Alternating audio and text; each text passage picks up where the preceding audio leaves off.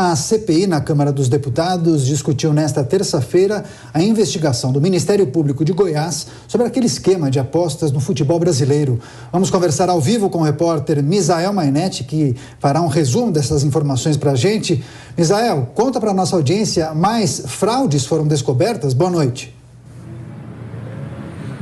Mais fraudes, mais suspeitos e o número não deve parar de crescer. Muito boa noite para você, Daniel, e para todos que acompanham o Jornal Jovem Pan. A suspeita aí é que mais pessoas tenham participado dessas apostas aí, dessas combinações de resultado em jogos brasileiros. O promotor Fernando Sesconeto disse aos deputados que já há uma terceira frente de investigações abertas pelo MP de Goiás, o Ministério Público de Goiás, que foram identificados mais suspeitos. Eu fiz uma contagem aqui, desde que a gente começou a falar desse assunto no Jornal Jovem Pan. Em março, 14 pessoas foram acusadas. Em abril, 3 prisões preventivas e aproveitando 20 mandados de busca e apreensão. Depois, mais 16 acusados. Então, possivelmente, esse número de suspeitos pode passar de 30 pessoas e deve passar. Lembrando que essa CPI investiga a manipulação de resultados no futebol brasileiro para favorecer apostadores. Essa comissão foi aberta depois de uma investigação do Ministério Público. Agora há pouco, o promotor Fernando Sesconeto falou sobre o assunto, durante a CPI a gente separou um trecho. Acompanhe. Há indicativos de manipulação de eventos esportivos em outros estaduais de 2023.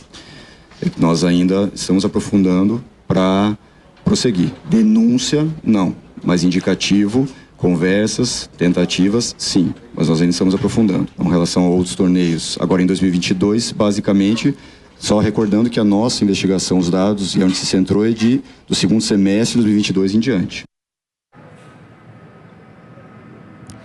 Essas foram as palavras do promotor aí sobre essa CPI e tem ainda mais algumas novidades, algumas coisas interessantes que foram ditas, importantes que foram ditas durante essa CPI. Em depoimento, Hugo Jorge Bravo, que é presidente do Vila Nova, disse que o futebol estaria totalmente contaminado em 3 ou 4 anos se não fossem essas investigações. O presidente do Vila Nova foi responsável por fazer denúncia de jogadores do próprio time.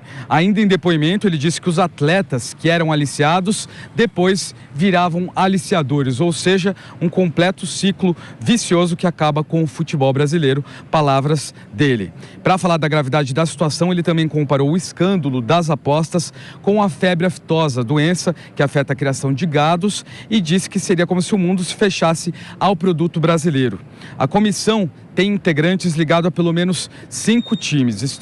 Essas também são informações importantes. O presidente da CPI, Júlio Arcoverde, do PP do Piauí, presidiu o River Atlético Clube em 2015. O deputado Bandeira de Melo, PSB do Rio de Janeiro, comandou o Flamengo de 2013 a 2018. Outro ex-dirigente é José Rocha, do União Brasil da Bahia. Ele foi presidente do Vitória nos anos 1980. O segundo vice-presidente da CPI é Daniel Agrobon, do PL goiano, e a empresa dele já patrocinou pelo menos 2 clubes do estado, e também o deputado Luciano Bivar, do União Brasil Pernambucano, que já presidiu o Esporte Clube por 6 vezes. A gente continua acompanhando esse assunto, que deve ainda dar o que falar, e uma lista que deve aumentar. Daniel, Lívia.